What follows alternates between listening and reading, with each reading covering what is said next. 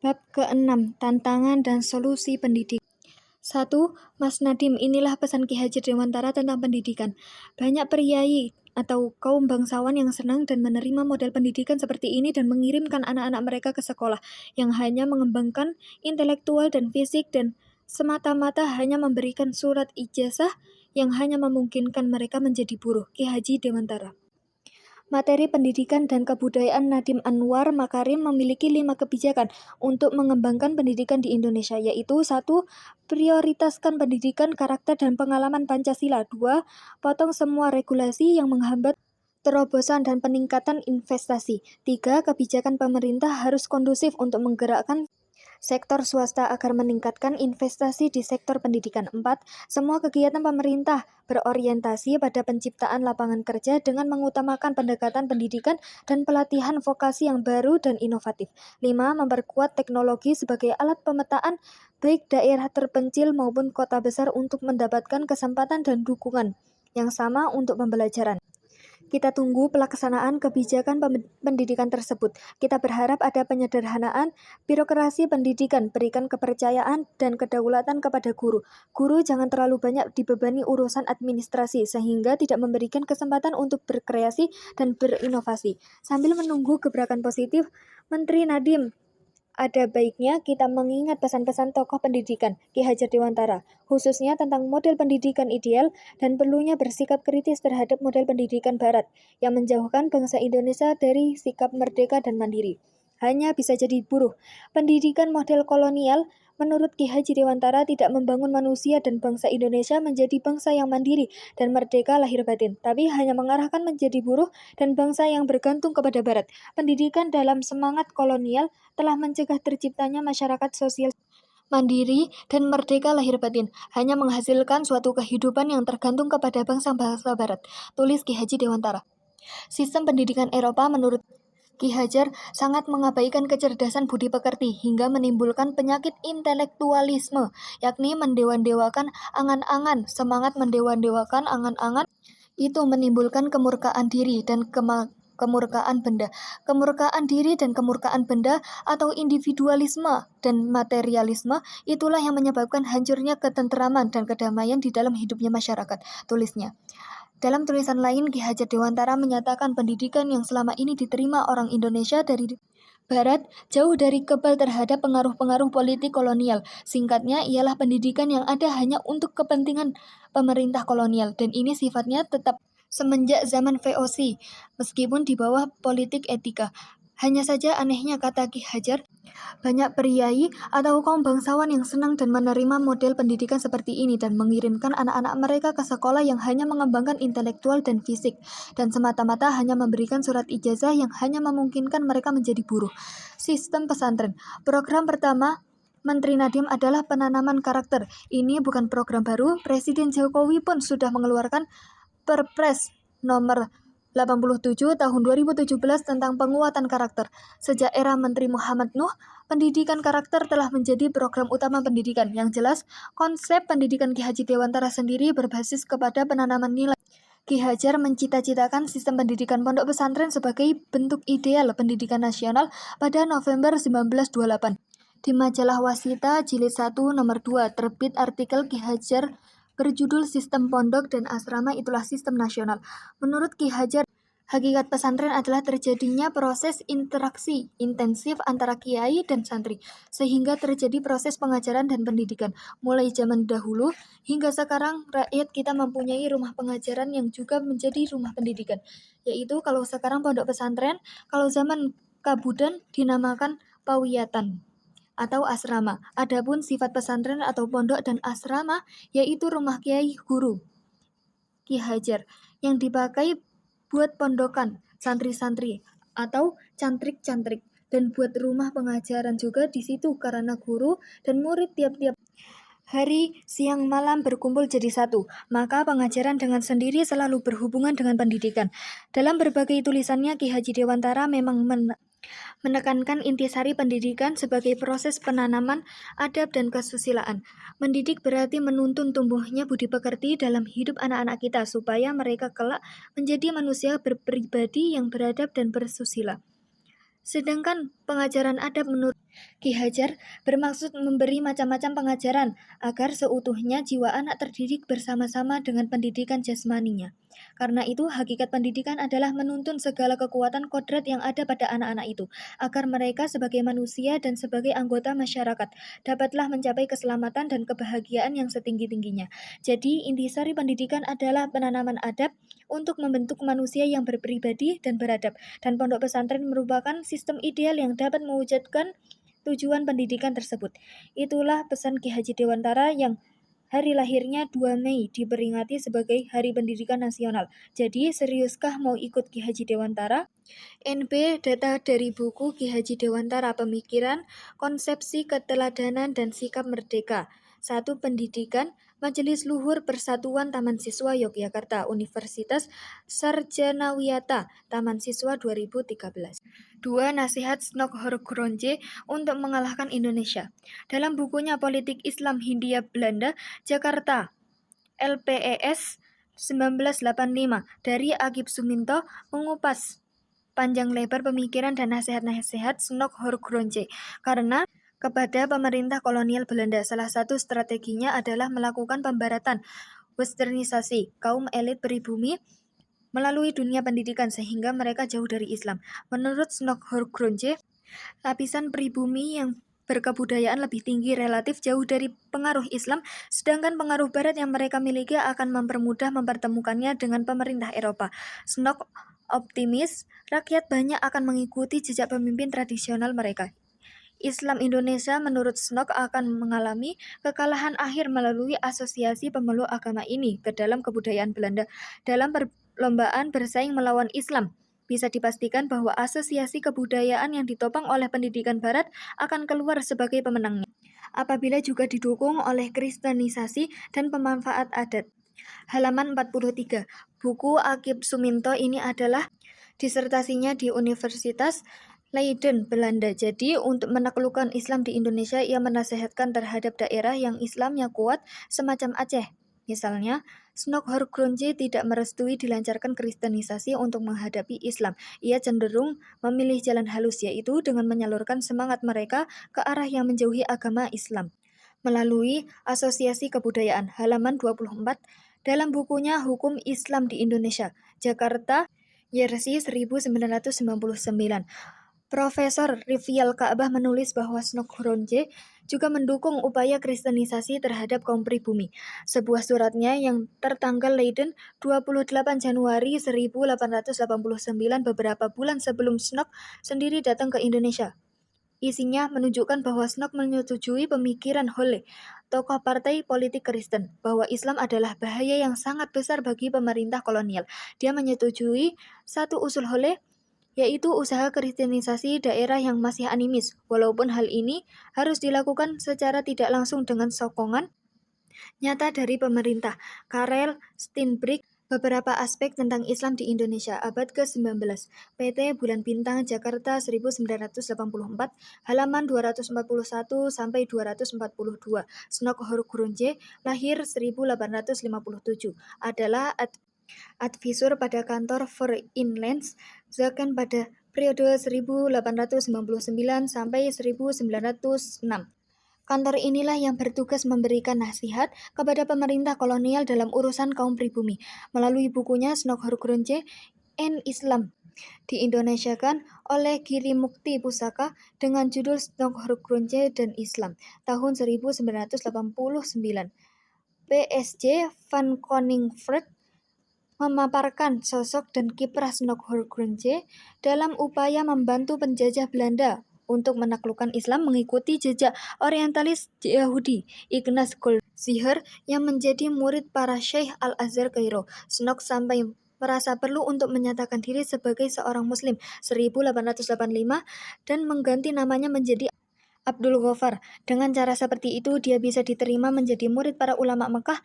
Menurut Van Koninvrot, pemerintah kolonial mengerti benar sepak terjang Snok dalam penyamarannya. Sebagai Muslim, Snok dianggap oleh kaum Muslim di Nusantara ini sebagai ulama. Bahkan ada yang menyebutnya sebagai mufti Hindia Belanda. Padahal Snok sendiri menulis tentang Islam. Sesungguhnya agama ini meskipun cocok untuk membiasakan ketertiban kepada orang-orang biadab, tetapi tidak dapat berdamai dengan peradaban modern, kecuali dengan suatu perubahan radikal, namun tidak sesuatu pun memberi kita hak untuk mengharapkannya.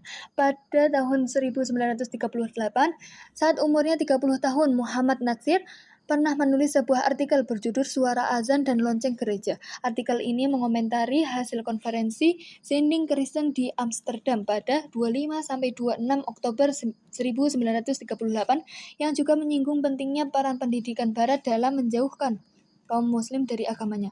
Natsir mengutip ungkapan Profesor Snok Hurgrunje dalam bukunya Netherlands and the Islam, yang artinya pendidikan dan pelajaran dapat melepaskan orang muslimin dari genggaman Islam. Untuk menghadapi upaya westernisasi di bidang pendidikan, Muhammad Natsir kemudian aktif melakukan islamisasi di bidang pendidikan. Ia terjun langsung sebagai guru, menulis buku ajar, menulis artikel, mengelola pendidikan Islam, pendis, dan juga mendirikan Universitas Islam. Upaya Muhammad Natsir dan para tokoh pendidikan Islam lainnya perlu terus dilanjutkan dan ditingkatkan kualitasnya, sebab upaya westernisasi itu masih terus dilanjut oleh para pengikut peradaban Barat. Dalam bidang pendidikan misalnya, hegemoni Barat di bidang pendidikan tinggi masih sangat dominan, bahkan Barat menjadikan universitas sebagai alat untuk mengokohkan hegemoni peradaban mereka. Itu hal yang wajar saja dalam konteks percaturan peradaban.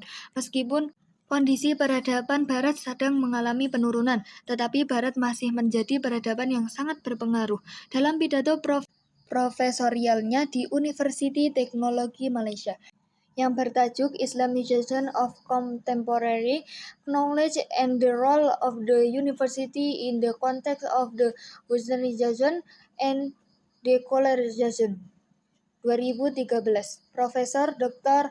Wan Muhammad Norwan Daud mencatat pentingnya keberadaan perguruan tinggi yang unggul bagi meneguhkan supremasi suatu bangsa di dunia internasional. Sejumlah akademisi termuka seperti Klecker lebih dari setengah abad lalu menekankan bahwa bangsa-bangsa yang bermaksud meraih pengaruh internasional seyogyanya mendirikan pusat-pusat studi yang unggul, excellent pada level tertinggi.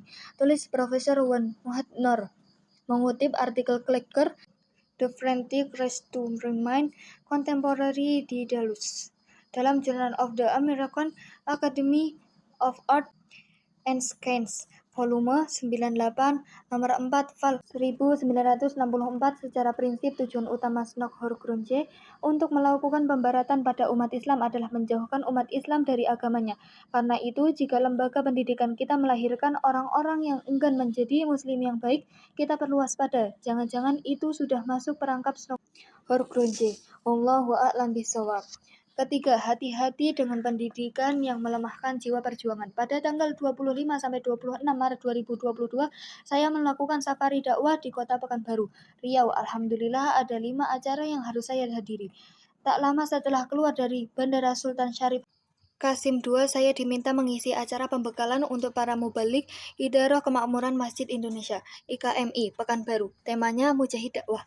Menjadi mujahid dakwah adalah cita-cita yang mulia. Negara-negara di dunia pun senantiasa memuji para pahlawan yang dipandang sebagai pejuang cita-cita mulia.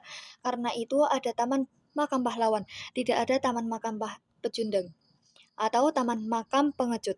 Pejuang adalah para pemberani yang mengorbankan jiwa, raga, dan apa saja yang dimilikinya untuk mengejar cita-cita mulia.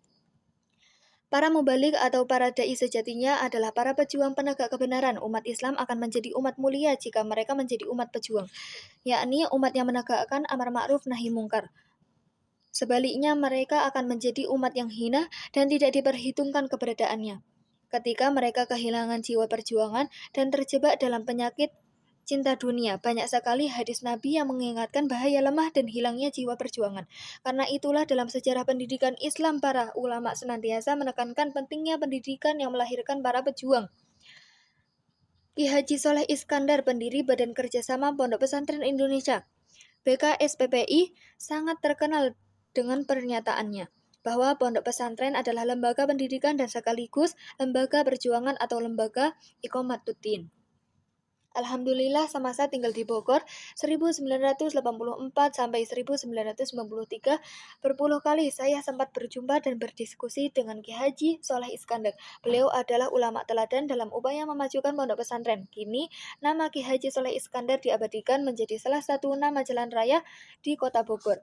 Sahabat dekat Ki Haji Soleh Iskandar yakni Muhammad Nasir juga menjelaskan peran penting pondok pesantren sebagai lembaga perjuangan. Menurut Pak Nasir, pesantren didirikan oleh para kiai merespon politik etis penjajah lebih jauh. Muhammad Nasir menjelaskan keberadaan pesantren sebagai lembaga perlawanan melawan penjajah. Menurut Muhammad Nasir, para ulama melawan politik pendidikan penjajah dengan mendirikan pesantren yang jauh dari kota-kota agar para pemuda tidak terpengaruh oleh kehidupan model penjajah. Dari apa yang saya kemukakan tadi, jelas terlihat bahwa pesantren adalah lembaga yang dikembangkan dalam rangka perjuangan bangsa Indonesia. Dengan demikian, pesantren bukan saja merupakan lembaga pendidikan, tetapi mempunyai peran yang penting dalam perjuangan nasional, kata Muhammad Nasir. Menurut Muhammad Nasir, pada perjuangan yang digunakan oleh para ulama itu sebagai satu bentuk perjuangan yang cerdas, bahkan brilian. Dengan beruslah di pesantren, para santri dididik gaya hidup zuhud dan dijauhkan dari penyakit cinta dunia. Kepada para mubalik di Pekanbaru, saya menyampaikan kembali upaya para ulama dan pemimpin umat Islam dalam merespon politik pendidikan penjajah. Mereka paham benar bahwa model pendidikan penjajah akan melemahkan semangat juang bangsa Indonesia. Pendidikan penjajah dibentuk untuk melemahkan jiwa perjuangan dengan cara menanamkan penyakit cinta dunia. Bahkan anak-anak sekolah model penjajah itu dididik untuk hilang kesadarannya sebagai bangsa terjajah dan bangsa mengikuti pola pikir serta gaya hidup penjajah. Karena itulah Presiden Soekarno memberikan anugerah gelar pahlawan nasional kepada Ki Haji Ahmad Dahlan terkait aktivitasnya dalam pendidikan. Di antara dasar penetapan Ki Haji Ahmad Dahlan sebagai pahlawan nasional, Kepres No. 657 atau 1961 adalah Ki Haji Ahmad Dahlan telah mempelopori kebangkitan umat Islam untuk menyadari nasibnya sebagai bangsa terjajah yang masih harus belajar dan berbuat. Bahkan saat pendirian pengguruan Taman Siswa 3 Juli 1922, Ki Hajar Dewantara sudah mengingatkan bahwa model pendidikan penjajah memang ditujukan hanya untuk kepentingan penjajah, hanya memberikan surat ijazah yang hanya memungkinkan mereka menjadi guru. Kata Ki Hajar. Masih kata Ki Hajar, pendidikan dalam semangat kolonial telah mencegah terciptanya masyarakat sosial mandiri dan merdeka lahir batin, hanya menghasilkan suatu kehidupan yang tergantung kepada bangsa-bangsa barat. Tapi anehnya, kata Ki Hajar, banyak priai atau kaum bangsawan yang senang dalam menerima model pendidikan seperti ini. Karena itulah pendidikan pesantren berporos pada proses pembersihan jiwa, tazkiyatun nafas. Dari proses inilah lahir para pejuang yang gigih mengusir penjajah dan mempertahankan kemerdekaan.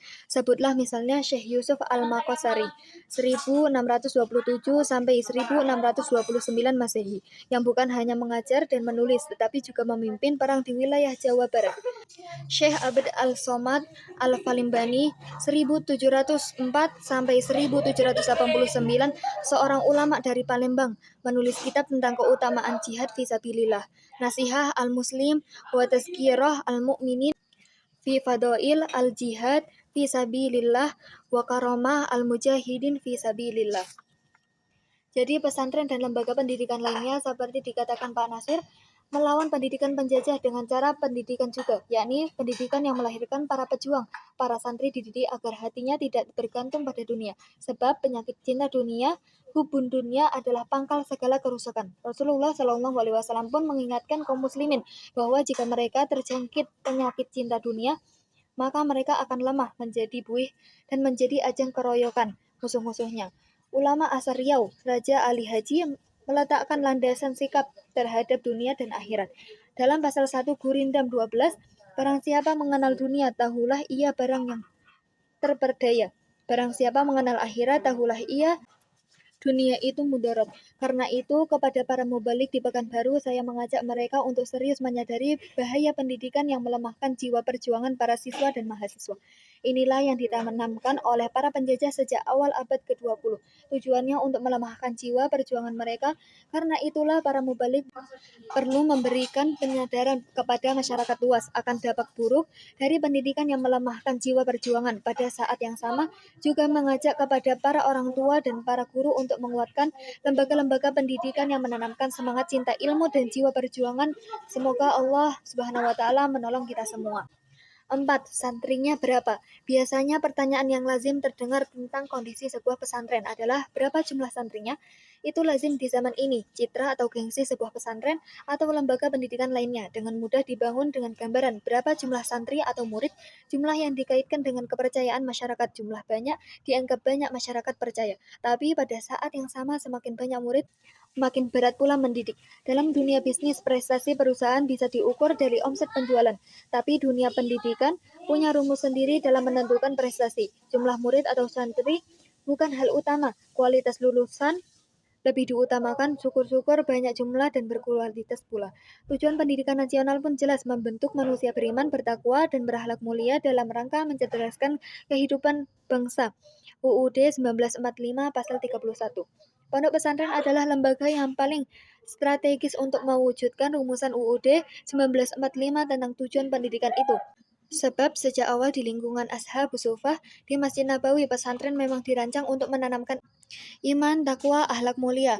Di sini pula ditekankan penguasaan ilmu. Setidaknya ada 6 ciri utama lembaga pendidikan layak dikategorikan sebagai pesantren. Pertama, ada penanaman adab.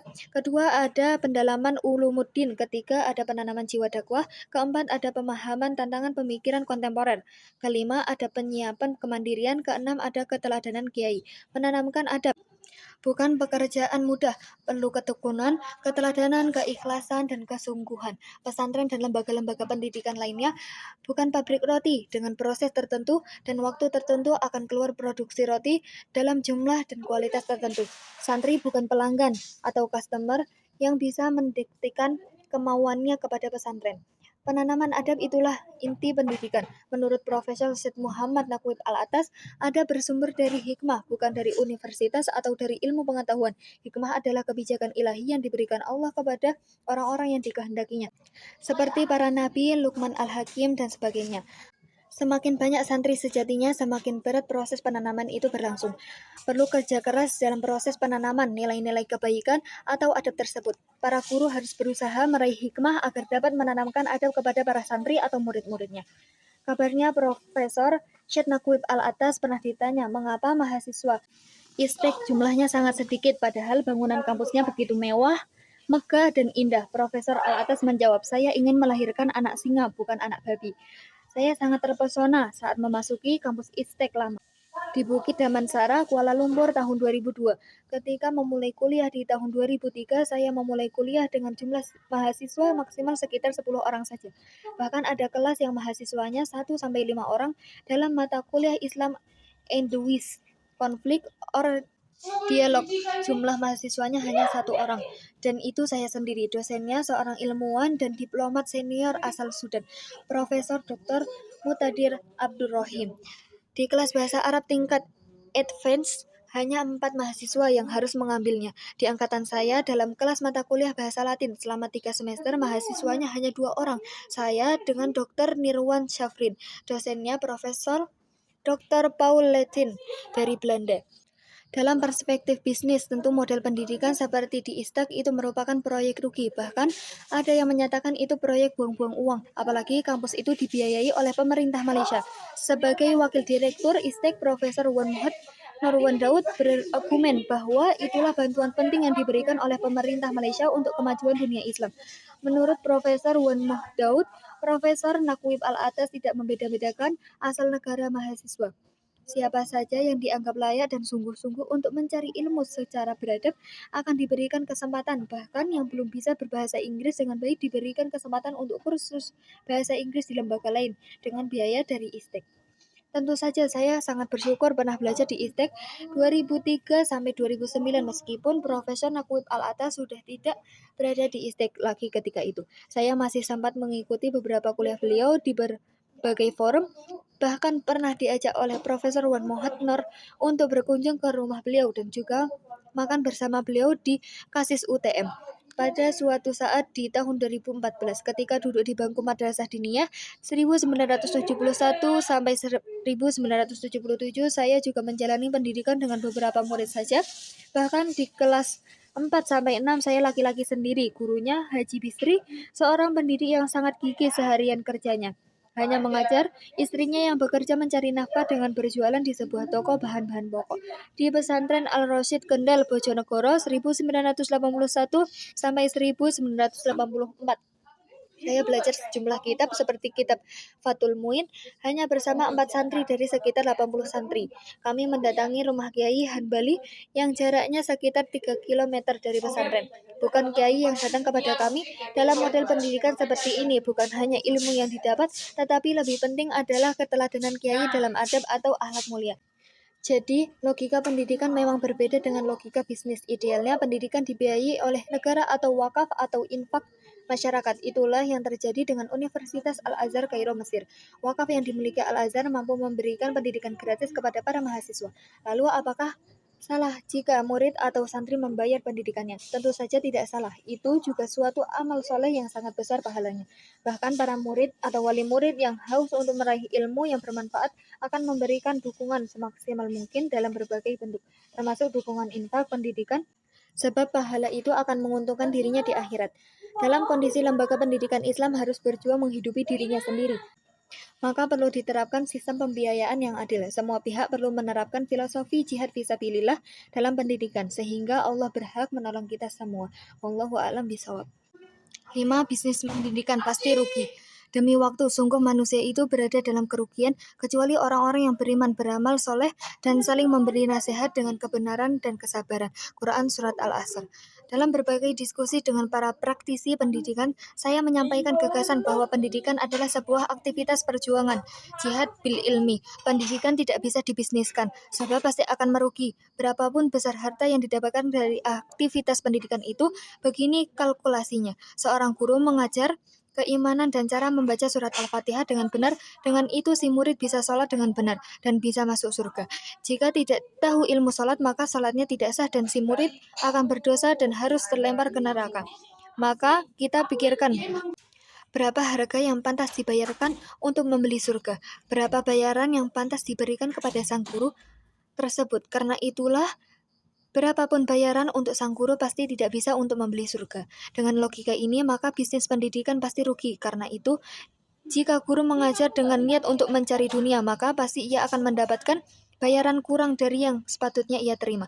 Dalam perspektif inilah, maka seorang guru pada hakikatnya adalah seorang mujahid intelektual. Guru itu pejuang intelektual. Guru bukan tukang ngajar bayaran. Inilah pentingnya guru dan pengelola lembaga pendidikan memiliki pandangan hidup Islam, Islamic worldview, yang benar, yakni worldview yang memahami hakikat ilmu, manusia, dan kehidupan dengan benar. Itu dari perspektif guru. Dengan worldview yang benar, apa yang dilakukan guru adalah amal ibadah yang sangat tinggi nilainya. Ilmu yang bermanfaat akan menjadi pahala yang terus mengalir atau amal jariah. Karena itu, guru akan berusaha belajar dan mengajar sebaik-baiknya agar ilmunya bermanfaat. Sebagai pejuang di jalan Allah, para guru sudah dijanjikan akan diberikan pertolongan oleh Allah dan diteguhkan kedudukannya. Wahai orang-orang beriman, jika kamu menolong agama Allah, maka Allah akan menolongmu dan meneguhkan kedudukanmu. Quran Surat Muhammad ayat 7. Sebagai pejuang atasan langsung dari para guru adalah Allah Subhanahu wa Ta'ala. Jika mereka menghadapi masalah, berdoalah kepada Allah. Jangan bergantung kepada pemerintah, kepala sekolah, atau ketua yayasan. Jika mereka terzolimi dan hak-haknya tidak diberikan secara layak, maka doa para guru itu semakin berpotensi dikabulkan oleh Allah Subhanahu wa Ta'ala. Karena itu, siapapun jangan sampai menzalimi guru, apalagi sampai memandang dan memperlakukan guru seolah-olah seperti orang suruhan untuk mendidik anaknya. Dalam perspektif kebangkitan peradaban, guru menjadi kuncinya. Inilah ungkapan terkenal dari Muhammad Nasir, suatu bangsa tidak akan maju sebelum ada di antara bangsa itu segolongan guru yang suka berkorban untuk keperluan bangsanya. Karena itu tidak salah jika dikatakan guru adalah pahlawan tanpa tanda jasa.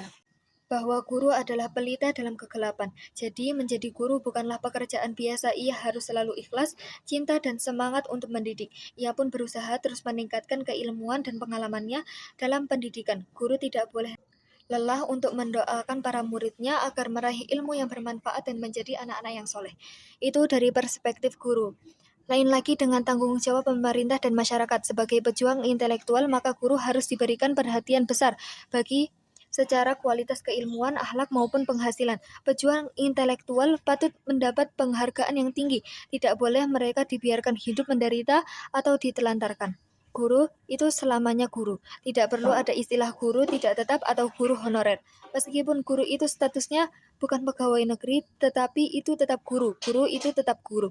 Meskipun ia juga berjualan nasi pecel atau menjalankan ojek online. Guru itu tetap guru bagi muridnya, meskipun si murid sudah lulus dari suatu lembaga pendidikan tempat ia belajar. Jadi kewajiban pemerintah adalah memberikan kehidupan yang layak bagi para guru.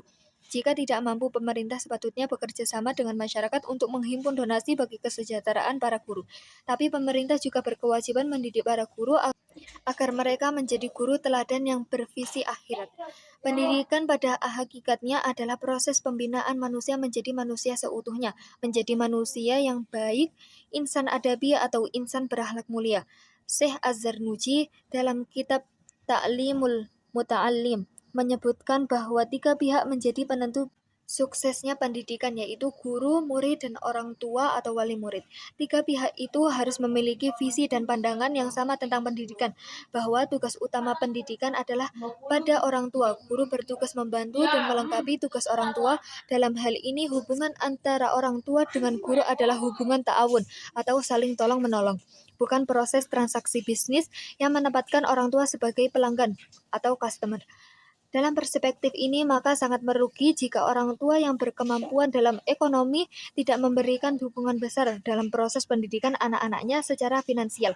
Semakin besar mereka berinfak untuk jihad fisabilillah dalam bidang keilmuan ini, maka semakin besar pula tabungan amalnya di akhirat. Perjuangan untuk melahirkan kader-kader pemimpin umat dan bangsa adalah amal ibadah yang sangat strategis dan sangat besar pahalanya. Dalam hal ini tidak perlu ada hitung-hitungan harga seperti dalam jual beli barang. Dalam perspektif sekuler atau duniawi, membayar infak pendidikan dipandang sebagai kehilangan uang, tapi dalam perspektif ibadah dan balasan di hari akhir, maka infak yang besar dan ikhlas itulah yang justru tidak hilang. Jadi begitu mulianya suatu proses pendidikan yang bertujuan melahirkan generasi Rabbani. Maka kita bersama-sama berkewajiban menyukseskan program yang sangat mulia ini. Ya Allah, tunjukkanlah kepada kami bahwa yang benar itu benar, dan berikanlah kemampuan kepada kami untuk mengikutinya, dan tunjukkanlah bahwa yang salah itu salah, dan berikanlah kemampuan kepada kami untuk meninggalkannya. Amin. 6. Reformasi pendidikan itu mulai dari pemikiran kita. Senin 6 September 2021 adalah hari kuliah perdana untuk mahasiswa At-Taqwa Kolek Depok Angkatan Ketiga. Kuliah perdana kali ini dibuat dalam bentuk stadium general dan dibuka untuk umum. Temanya reformasi pendidikan untuk kebangkitan umat dan bangsa kita.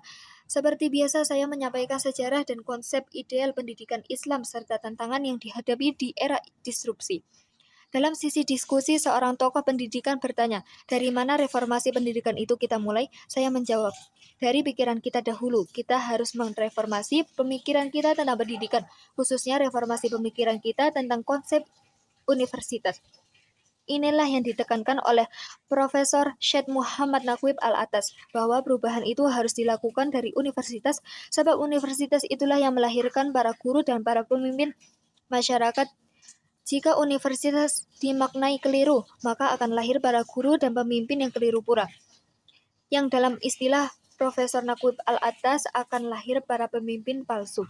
Para orang tua, guru, dan pengelola pendidikan Islam perlu mulai mereformasi pemikiran tentang makna universitas dalam Islam, bahwa universitas yang unggul, universitas sejati, adalah tempat untuk mendidik manusia menjadi manusia yang utuh, universal man atau al-insan al-kulli, bukan sekedar membentuk manusia yang bisa mencari makan. Dari reformasi cara pandang terhadap universitas itulah, maka akan terjadi perubahan dalam penyusunan dan pelaksanaan kurikulum pendidikan pada tingkat dasar dan menengah.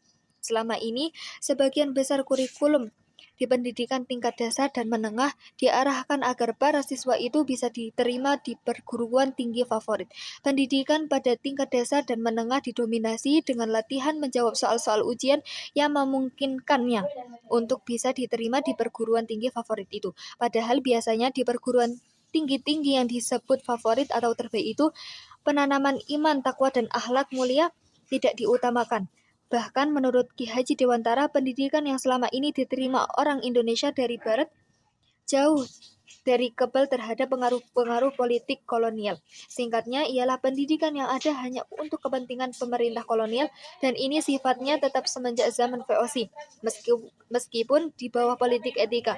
Tetapi anehnya, banyak priai atau kaum bangsawan yang senang dan menerima model pendidikan seperti ini dan mengirimkan anak-anak mereka ke sekolah yang hanya mengembangkan intelektual dan fisik dan semata-mata hanya memberikan surat ijazah yang hanya memungkinkan mereka menjadi buruh. Berkali-kali saya menekankan bahwa itu bukan berarti pendidikan di universitas favorit itu tidak baik. Tetapi perlu berhati-hati untuk menyatakan bahwa itulah pendidikan tinggi terbaik, sebab Islam memiliki kriteria tersendiri tentang makna terbaik, yang bukan hanya didasarkan pada aspek kedudukan, kekayaan, dan popularitas.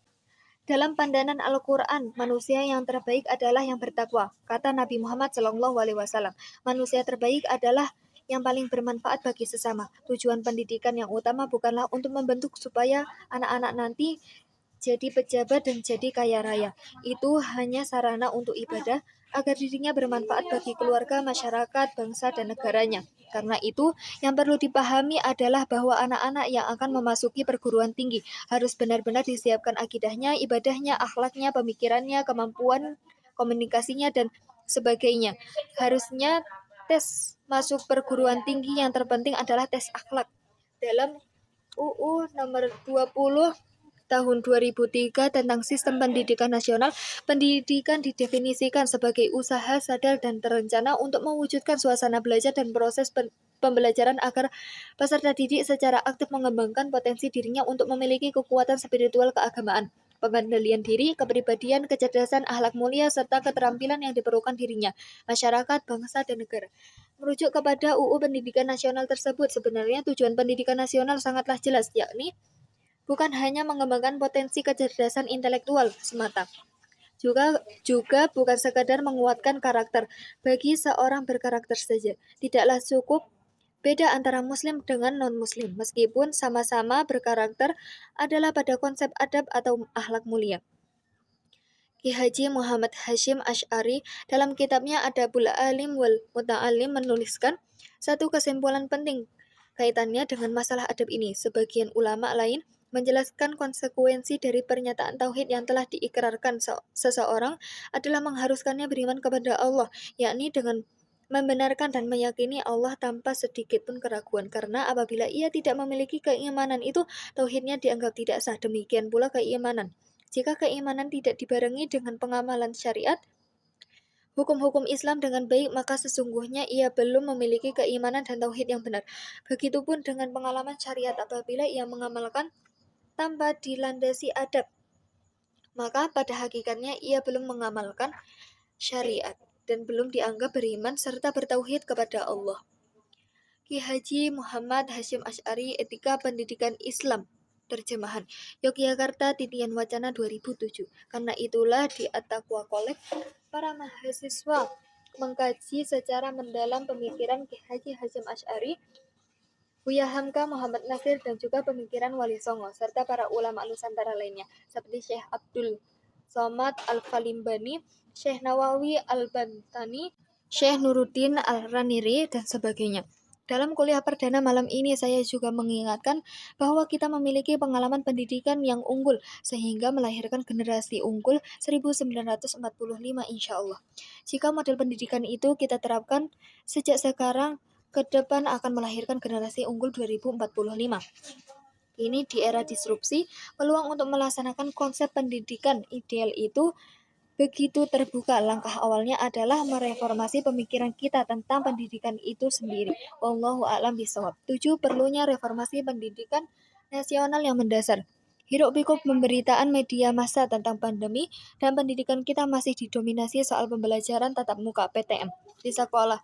Yang dibahas masih hal-hal belum terlalu substansial. Jika pandemi berakhir pun, model pembelajaran di sekolah akan tetap berubah menyesuaikan dengan era serba internet saat ini. Padahal jika kita renungkan, pandemi COVID-19 ini sebenarnya memaksa kita untuk kembali kepada jati diri pendidikan kita sendiri. Di saat pandemi, kita punya waktu yang lebih leluasa untuk berpikir serius tentang pendidikan kita secara substansial. Ada sejumlah hal mendasar yang perlu kita pikirkan. Pertama, hakikat dan tujuan pendidikan. Hakikat dan tujuan pendidikan adalah proses penanaman nilai-nilai kebaikan agar para murid menjadi manusia yang cinta ilmu dan kebaikan. Para orang tua dan guru harus menekankan bahwa tujuan pendidikan yang utama bukanlah nanti kamu kerja di mana dan berapa besar penghasilanmu, tetapi jadilah kamu orang baik, jadilah orang yang berguna bagi sesama. Penanaman kecintaan dan kebanggaan yang berlebihan pada aspek-aspek materi akan berdampak buruk pada pemujaan terhadap kekayaan, jabatan, dan popularitas sebagai indikator kesuksesan hidup yang utama. Akhirnya sejak di sekolah, berbagai cara yang tidak terpuji bisa terjadi demi mengajar sekolah atau kampus yang dianggap unggulan. Kejujuran dan kasih sayang pada sesama dikorbankan untuk kepentingan pribadi. Dan soal inilah pendidikan akhlak atau karakter harus dilakukan secara serius dan sesuai dengan pasal 31 ayat 3 UUD 1945. Maka yang paling mendasar adalah menanamkan iman dalam diri peserta didik. Seluruh jajaran pemerintah, pusat sampai daerah pun ditutup menjadi contoh atau teladan dalam soal kejujuran, keikhlasan, kerja keras, dan kecintaan pada sesama. Pendidikan harus melahirkan orang-orang baik, nilai-nilai kejujuran, kerja keras, keberanian, kesabaran, keikhlasan, budaya pengorbanan, cinta kasih sayang pada sesama. Harus benar-benar ditanamkan pada para murid, sehingga mereka akan muncul menjadi pribadi-pribadi cemerlang di tengah masyarakat. Ketinggian ilmu pengetahuan dan kepiawaian dalam bidang-bidang keterampilan harus dipandu dengan akhlak yang mulia. Karena itulah sepatutnya kompetensi akhlak mulia harus menjadi kriteria utama dalam penerimaan calon mahasiswa di perguruan tinggi. Bukan hanya nilai akademiknya, kita sudah merasakan bahwa krisis dalam berbagai bidang kehidupan saat ini terjadi, terutama bukan karena kita tidak memiliki orang pintar. Pakar-pakar kita berjubel jumlahnya dalam berbagai bidang. Kita tidak kekurangan pakar dan ilmu pengetahuan dalam cara pengelolaan sumber daya alam kita yang melimpah. Datanglah ke UI, ITB, IPB, UGM, ITS, Unair, Unpad, dan sebagainya. Ribuan artikel tentang teknologi pengelolaan laut kita sudah ditulis oleh para guru besar, dokter, juga para mahasiswa di berbagai kampus tersebut dan ratusan kampus lainnya. Ini para profesor dan para pakar yang kepintarannya luar biasa harus menerima kenyataan bahwa mereka dipimpin oleh seorang anak muda kreatif dan berani bernama Nadiem Anwar Makarim. Menteri Nadiem pun sudah meluncurkan program Kampus Merdeka. Semoga program ini akan mampu memicu perubahan lebih mendasar dalam dunia perguruan tinggi kita. Jangan sampai program ini pun akhirnya dijadikan proyek bagi-bagi bantuan kepada kampus dan dosen yang ujung-ujungnya para dosen dibuat sibuk membuat laporan penggunaan dana bantuan Kampus Merdeka tersebut.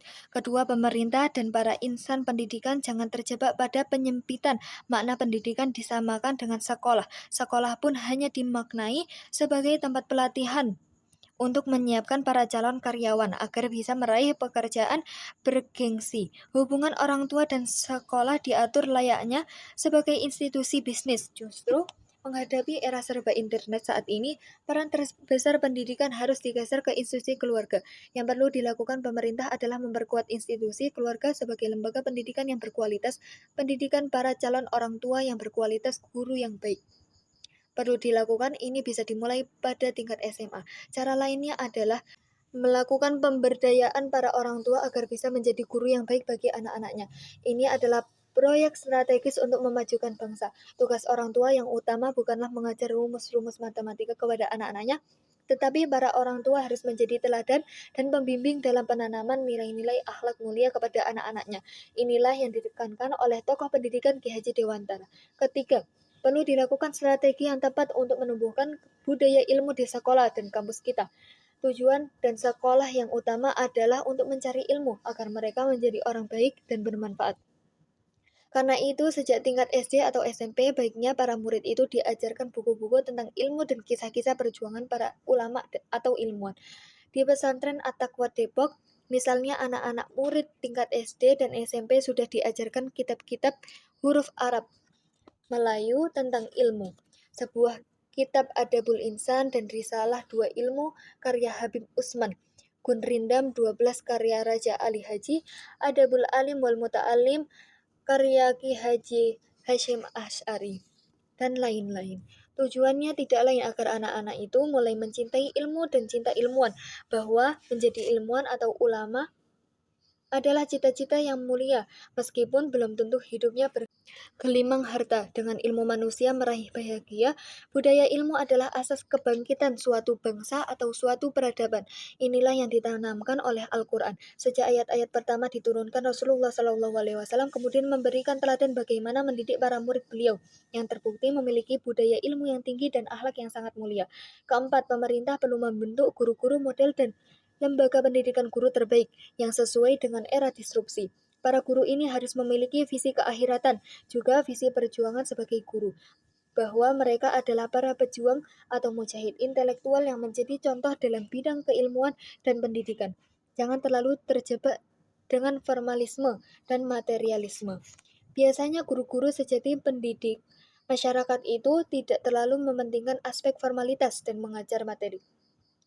Mereka yakin bahwa rizki mereka sudah dijamin oleh Allah Subhanahu wa Ta'ala, namun mereka adalah para pekerja keras dalam pendidikan, karena mereka yakin itu adalah amal ibadah yang sangat tinggi nilainya. Berkali-kali para menteri pendidikan menjanjikan bahwa mereka akan meningkatkan kualitas guru. Tentu karena semua yakin bahwa kualitas guru dalam berbagai kompetensinya adalah yang paling menentukan kesuksesan pendidikan.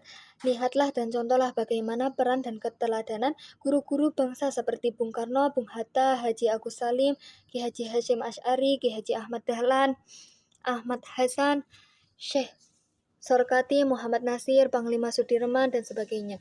Jadi mumpung masih pandemi, berpikirlah serius dan mendasar tentang pendidikan kita. Semoga Allah Subhanahu wa Ta'ala membimbing dan melindungi kita semua. Amin. Pemerintah perlu membentuk guru-guru model dan lembaga pendidikan guru terbaik yang sesuai dengan era disrupsi. Para guru ini harus memiliki visi keakhiratan, juga visi perjuangan sebagai guru, bahwa mereka adalah para pejuang atau mujahid intelektual yang menjadi contoh dalam bidang keilmuan dan pendidikan. Jangan terlalu terjebak dengan formalisme dan materialisme. 8. Bahaya ilmu sekuler menurut Muhammad Nasir. Di kalangan ilmuwan ataupun masyarakat, masih ada yang menolak adanya sains Islam yang berbeda dengan sains lainnya. Semua sains, kata mereka, sifatnya netral agama atau bebas nilai. Ada lagi yang menyatakan bahwa yang berbeda bukan sainsnya, tetapi falsafah sainsnya. Sebab semua sains harus bersifat objektif. Benarkah seperti itu? Kita perlu berhati-hati menjawab masalah ini. Jangan ada kesan seolah-olah sains Islam itu secara total berbeda dengan sains modern. Dalam pidatonya di Majelis Konstituente 12 November 1957, Muhammad Nasir menyatakan seorang sekuleris tidak mengakui adanya wahyu sebagai salah satu sumber kepercayaan dan pengetahuan. Ia menganggap bahwa kepercayaan dan nilai-nilai moral itu ditimbulkan oleh masyarakat semata-mata. Ia memandang bahwa nilai-nilai itu ditimbulkan oleh sejarah ataupun oleh bekas-bekas kehewanan manusia semata-mata, dan dipusatkan kepada kebahagiaan manusia dalam penghidupan saat ini belaka. Di lapangan ilmu pengetahuan, SDR Ketua, sekularisme menjadikan ilmu-ilmu terpisah daripada nilai-nilai hidup dan peradaban.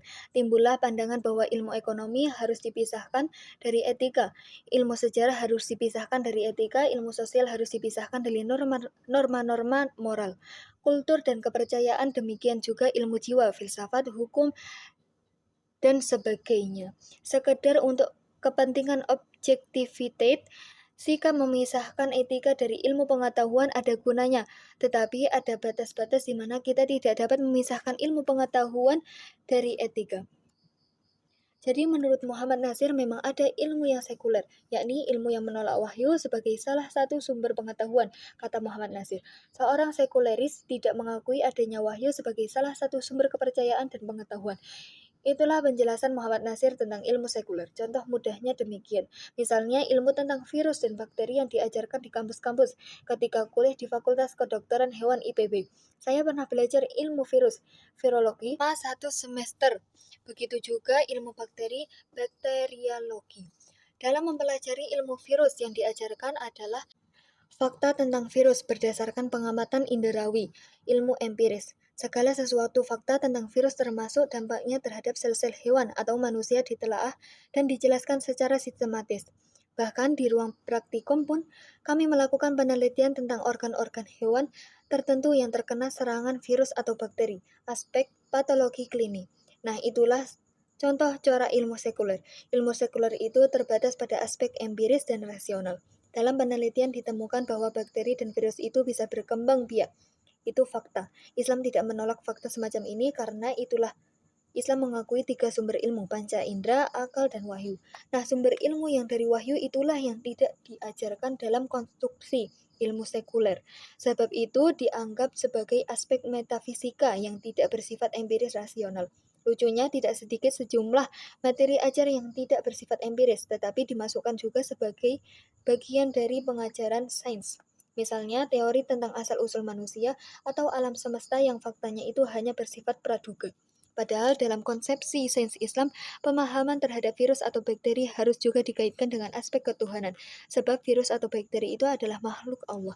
Keduanya tidak punya kehendak untuk menyerang manusia. Kedua, jenis makhluk Allah itu dikirim oleh Allah Subhanahu wa taala kepada kita sebagai ujian atau teguran, mungkin juga hukuman kepada Allah Subhanahu wa taala. Karena itu, konstruksi sains Islam tentang virus atau bakteri memang berbeda dengan konstruksi sains sekuler tentang virus atau bakteri. Jadi, makna objektif bagi tiap orang juga bisa berbeda, sebab bagi ilmuwan sekuler, ia memahami objek sebatas yang terindra atau terjangkau oleh akal saja. Sedangkan aspek peran Tuhan dianggap tidak ada. Jadi secara ontologis, epistemologis maupun aksiologis, sains Islam memang berbeda dengan sains sekuler. Sejak awal turunnya wahyu, Allah sudah perintahkan, bacalah dengan nama Tuhanmu yang menciptakan, bukan sekedar membaca. Sebab alam semesta termasuk diri kita adalah ayat-ayat Allah. Tujuan utama membaca atau belajar tentang ayat-ayat Allah agar manusia mengenal Tuhannya, bukan sekedar mengenal seluk-beluk alam itu sendiri. Maka dalam kaitan penanggulangan pandemi COVID-19 ini bukan sekedar bebas dari virus atau sekedar sehat, tetapi lebih dari itu agar manusia itu menjadi orang yang semakin taat kepada Tuhannya. Inilah sains Islam yang bersifat integral dalam memahami objek sains, baik hewan, tumbuhan, planet-planet, mineral, maupun diri manusia. Jika anak-anak hanya diajar sains bercorak sekuler yang menafikan Tuhan, maka bisa dipahami jika ia akan memiliki cara pandang yang sekuleristik pula terhadap berbagai hal. Dengan kata lain, segala sesuatu dipahami secara profan dan dihilangkan aspek sakralitasnya. Dengan itu, manusia merasa berdaulat penuh untuk mengeksploitasi alam ini. Ia tidak peduli dengan aturan dan tuntunan ilahi, sama seperti seorang wanita yang memahami tubuhnya sebagai miliknya secara penuh, bukan sebagai amanah atau titipan dari Allah Subhanahu wa taala. Orang seperti ini merasa berhak mengatur tubuhnya semau dia sendiri. Tuhan pun dianggap tidak berhak mengatur dirinya. Jadi sains yang diajarkan kepada para murid dan mahasiswa memang tidak sedikit yang menafikan aspek wahyu dalam perumusannya. Sains itu merupakan konstruk ilmuwan yang melakukan penelitian terhadap objek tertentu. Apakah dia memahami objek itu sebatas aspek fisik saja, ataukah memasukkan juga aspek metafisika, aspek ilahiyah, dan ukhrawiyah? Itulah yang membedakan sains sekuler dengan sains Islam.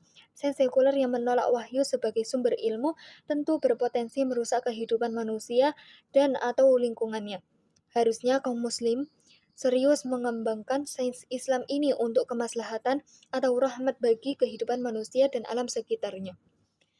Sains Islam bukan berarti berbeda secara diametral dengan sains modern yang bersifat empiris dan rasional.